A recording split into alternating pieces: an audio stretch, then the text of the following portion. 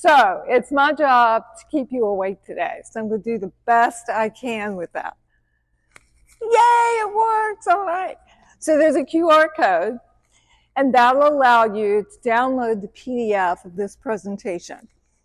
And then that presentation will have live links to a lot of the resources that I mentioned today.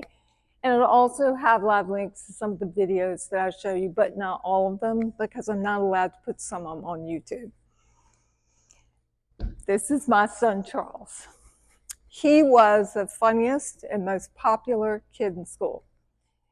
Yet the funniest and most popular kid in school struggled with anxiety and depression, became addicted to heroin, and he killed himself in 2015 at the age of 20. Now, this is him on homecoming court in high school. At the time, we were struggling with his substance use, substance misuse. He wasn't addicted at this time, but it was starting to elevate. And this day, I decided I'm just going to have fun. I'm going to enjoy this day because he's on homecoming court. My older son was too, as a senior. And I was escorting my older son, Richard, and he picked his favorite teacher, Miss Fretwell, who's a drama teacher. And what's he doing while he's going across the field? He's making her laugh. That's why I love this picture so much, because it really captures who he was. 6'1", 135 pounds. And I am not kidding. He never, ever gained a whole lot of weight. So that tends to run with the males on my side of the family. So when long after this picture was taken that Charles's drug use started to escalate, and I didn't know why. But I would find out later it was because he was trying to numb thoughts of suicide. And in the moment that works, right? But of course, it layers on that, a whole bevy of new problems. So after his death by suicide, of course, what do I feel like? The worst parent in the world. It's not exactly something I want to put on the parenting resume. And getting through that tangled mess of emotions one day to the next, really getting up out of bed was difficult. Getting any basic routine done was almost impossible. AnneMoss, just put your feet on the floor, that's all you have to do, and then I would do the next step. And I probably did that for 2 years. So I'm going to show you what my sort of journey, my grief journey looked like. And I want to see if those of you in the room who've had a suicide loss can sort of relate to this. Tangled mess of emotions that you somehow get the rhythm of over time. You go forward 12 steps, back 20, forward 5, back 50. And just when you think, hey, I've got this, I'm doing really well, up comes that birthday and you are sunk back down. Back and forth. And even once you get through those early years where it's really, really rough, then I think that you still coming back to sort of this maybe as a smaller ball. It's always sort of a tangled mess of emotions where you're feeling multiple things all at one time. So I just got back from vacation with my husband's family. And it was my in-laws' 70th wedding anniversary. And they did a slideshow. And I'm loving this slideshow. And they did include the pictures I sent of Charles. I wasn't sure they were going to include him because they don't talk about him very much. But when they started showing them, that feeling of gratefulness was the first thing I felt. And then it was the sadness that he wasn't there to enjoy the moment and see all my great-grandnieces and all of his other cousins. So I loved it. and I hated it, and I wanted to cry at the same time, and then I had to find a place in the house to cry because I don't want anybody to see me cry anymore, right? It's been 11 years. I'm not supposed to cry anymore. I wasn't embarrassed about that at first, and I am now. And I need to work through that too and allow people to see my tears. But I haven't been able to do that quite yet. So I'm on a podcast with Heidi Horsley, and I'm explaining how I got through the first few months and the first year after the loss of my son by suicide. And she said, "You've experienced post-traumatic growth." I'm like, what is that? And she said, well, it's the positive psychological changes that can happen after a traumatic event. And in your case, it was the loss of your son by suicide. And I thought, I don't think I'm going through this because I was in the middle of it. And when you're in the middle of it, you can't see that you're actually going through it. And the whole thing is really trusting the process and not having like some goal of any kind, just like I'm going to get through the day or the hour or whatever it is. But I think the most important part was setting the intention. So here in the USA, we have this hero mentality of we're going to go through tragedy and then we're going to go in a phone booth and we're going to come out and we're going to have a cape and we're going to leap tall buildings in a single bound. That's not how it works. You actually have to be intentional about it. You have to make the choice. And for the survivors in the room, does that take hard work? Yes. It is hard work. Is it worth it? Absolutely. Absolutely. I had to put my grief into action. I had to figure out what that was for me, and I had to make a lot of mistakes before I landed on what was the right thing for me. So I decided at first, I'm going to be ED of a mental health organization. Loved the programming, hated the fundraising, despised getting the board together, really hated the tax part. And I'm like, I'm kind of hating 75% of this job. Maybe it's not for me. So that was a good thing. So I didn't start my own nonprofit, especially the whole tax thing. That was miserable. But it did complete the goals that I had set. And then I'm like, I'm going to resign in August.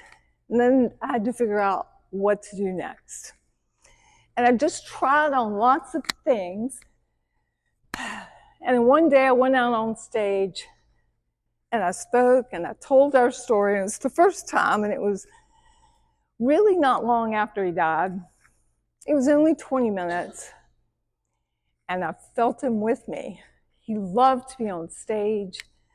I grew up on stage, so I loved it. And that was where I found my passion. I learned in this process to weave all that I went through into that tapestry called life. At 15 years old, I had a diving accident and broke my neck. Spent a year of trying to walk again and heal. 3 years later, I would be attacked at knife point and barely escaped rape and murder. I was beaten, I was sexually assaulted, but I made it through it. And then in 1999, I was diagnosed with a brain tumor. And I fought that for 20 years. I've had 3 brain surgeries, and I've had radiation, and it has damaged my vagal nerve and other things, but I feel really, really lucky to be here. And those deficits that I have and live with now, those are my battle scars, and I am proud of them. I'm not ashamed of a single battle scar that I have, because those are things we have survived. Now we're going to talk about postvention in school today. And this is going to be pretty practical and educational, because I think it's really important that you take some of these points back, but I think they are applicable in other situations as well. So when I get a call from a school, they've had all this prevention training, but guess what? They haven't had postvention training. Guess when they want it? When a child dies by suicide, when they are least capable of executing a really well executed plan. So that's, they're like, I feel all floaty, it's all my fault, because I'm usually hearing from an administrator or a school counselor. So they have all these feelings. And probably I could do 10 more slides of more feelings. And what do they hear from the administrators? You need to figure all this out. You're in charge. And they're grieving and have to go out there and tell everybody else what to do. And I was talking to a school counselor just a couple of days ago, and she said, I kept telling my school, we've got to get crisis training, just in case. And then she tried to word it like, it could be for a school shooting. It could be for a suicide. It could be a death of any kind. They didn't do it. And she said, when did they do it? When they lost a child to suicide. Who did they put in charge? Her. And she said, there I was trying to figure it out at the most difficult point in my entire career. I want you to look at this picture. It's taken in 2021 in Richmond, Virginia. And actually, they're mourning the death of a middle school child who was shot in a neighborhood. Just some random kid came in the neighborhood and shot a middle school child. They think it was gang related, so it's not a suicide. But what do you notice in this picture about these children? The boys?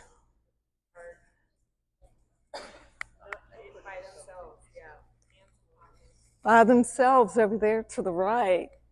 The girls are comforting one another. It's like our culture doesn't allow males to grieve or to feel. Oh, they're allowed to be angry, right? Not allowed to be sad or hug or give one another comfort.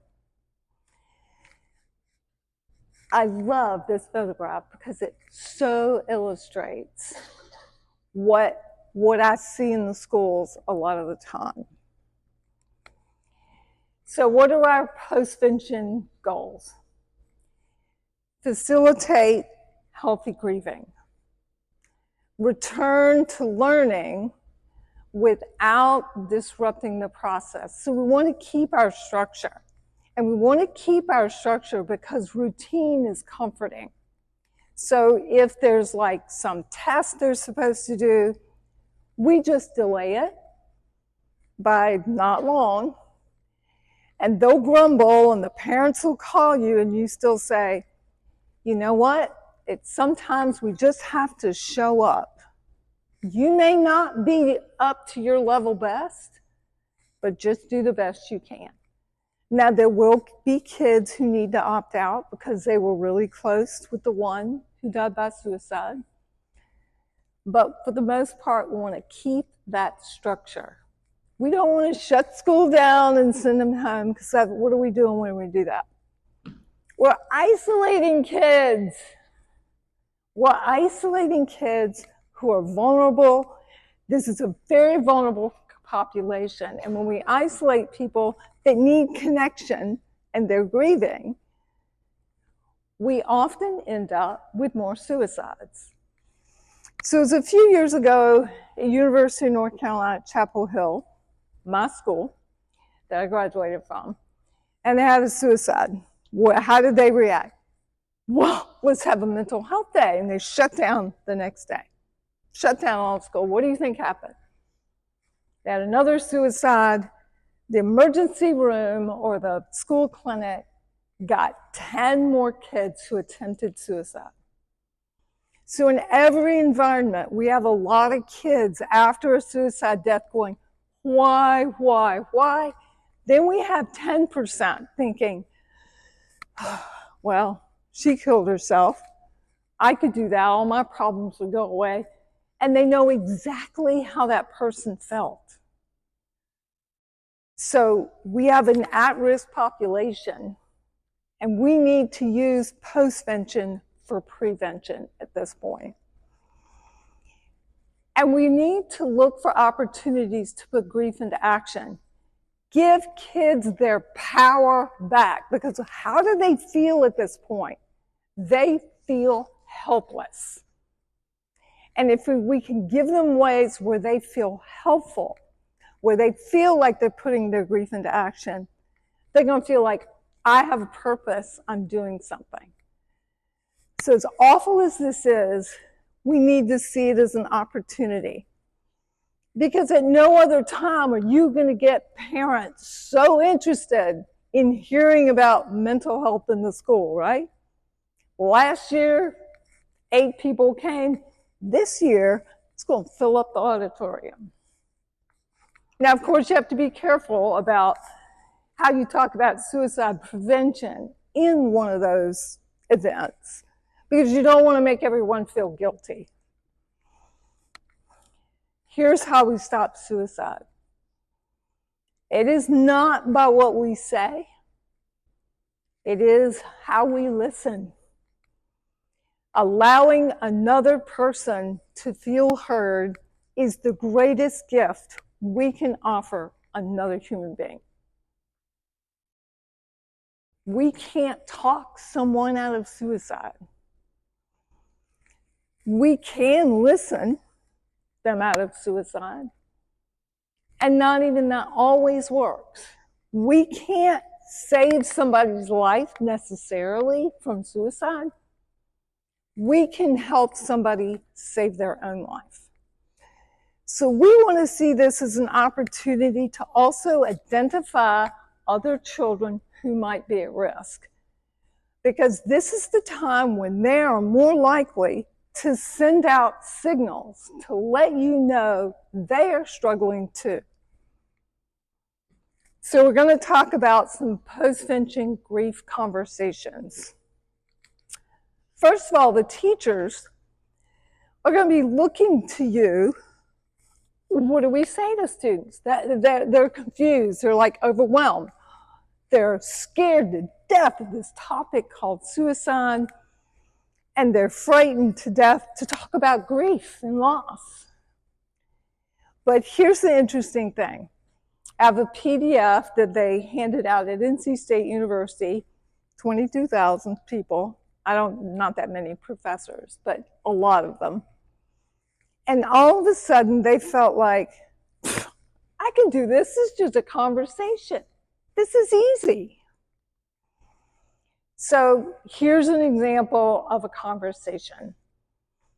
I know I'm having trouble concentrating since so-and-so's death, but I'd like to know how you feel. What has your experience been like? So you start with a vulnerability. This has affected me. I feel so-and-so, but I'm not going to assume that's how you feel. You share, they will share as well.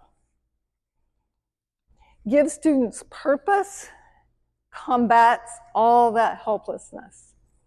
So you want to take the opportunity to say, help us keep other students safe from suicide by helping us identify others who might be at risk. Now, do you think the adults are going to be cruising around social media, recognizing when a student might be at risk, or do you think it's more likely that a student might notice that? Student. So if they see something alarming, they need to know to tell a trusted adult. Not wait till tomorrow, not wait till 2 weeks. Tell a trusted adult. Hopefully somebody at school. We can't let comments on social media. My son posted on social media, if I died, no one would notice for 30 days. I didn't see it. I was blocked from social media because I'm his mom and he didn't want me commenting on anything. But his friend saw it. Kid who got hundreds of comments on anything he posted had 2 comments. He's the funny guy. They didn't know what to say. Then he wrote, "Death sounds nice." That was his last tweet before he took his life. He was begging. That was an invitation. Please reach out. Please ask me more. And I'm not going to blame anybody because I'm not sure I would have known how to react to that too. But I tell students that because I want them to know if they see that and they feel alarmed, they need to reach out to somebody. And lots of times they'll use their little school hotline where they'll say bullying or whatever. And mostly we know that what gets reported on that is thoughts of suicide. So we're going to talk about postvention, contagion, cluster, and cohort suicide. On the left is my son Charles with his friend Rowan. So this is them from therapeutic boarding school. Not my finest moment and certainly not plan A. And certainly not something we would have ever thought about on our own. So 2 years before my son's death by suicide, he lost a friend named Cal Riley. Cal Riley took his life in the same manner that my son died by suicide 2 years later. After my son's death, I found so many rap songs, basically poetry, written about Cal's death. Actually, pretty beautiful. He was a creative genius, so they were, and he did rap music and he was really good at it. But it broke my heart to see how broken he was about this. So talking about suicide doesn't plant the idea in their head. Being exposed to one in a school raises the risk, not just for that grade level or the close kids, it does for the whole grade level, the whole school, the whole district. It affects everyone. Rowan, the kid on the right, his mother is a school counselor. He took his life in 2021. Same exact way. Who was at my house the most after Charles's death by suicide? Rowan. He came over at least once a week for pretty much 9 to 10 months. That's cohort suicide. That illustrates that how it sort of puts another tool in their toolbox, one that we would rather they didn't have, and that is suicide. So we want to lower the risk of contagion. And earlier I said something about keeping your structure, so that's important. Identify students at risk, ask students to do the same. So we kind of need to give them some kind of protocol. Give faculty, including the lunch staff, the janitor staff, the bus drivers, the librarian, a PDF of how to have a discussion. And I've got one. If you do the QR code, you'll see it again. You get this PDF that says, don't say this, do say this. So it's really nuts and bolts because that's what they're looking for.